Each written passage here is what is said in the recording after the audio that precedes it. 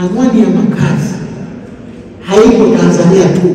Ukisikia tunahakiki anwani za makazi, tunataka kujua fulani au nyumba ziko wapi, au barabara inaitwaje, au ghorofa fulani liko kitaru kipi.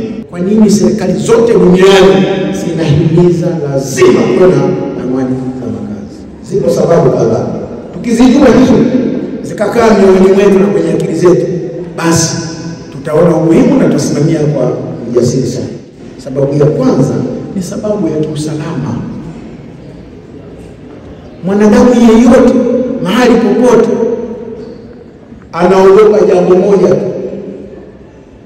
usalama wake usiwe mashakani. Usalama wako ukiwa mashakani, hutafanya kazi yoyote. Sasa anwani ya makazi haiwezi kutimilika kama hujazungumzia usalama. Unapokuwa mpakani, mwingiliano wa watu ni mkubwa zaidi.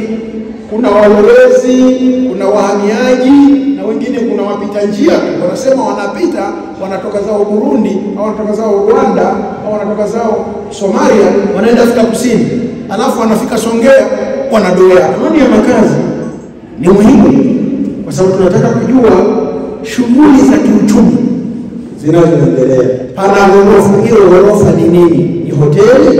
Anwani za makazi milioni 12.3 zilisajiliwa kwenye mfumo wa anwani za makazi wa kidijitali ambao tunauita NaPA. Lengo likiwa ni kumtambua kila mwananchi mahali alipo kwa ajili ya urahisi wa kufikishia huduma. Hadi kufikia Septemba 21, 2025, jumla ya barua za utambulisho wa mkazi wa kidijitali zimeshatolewa barua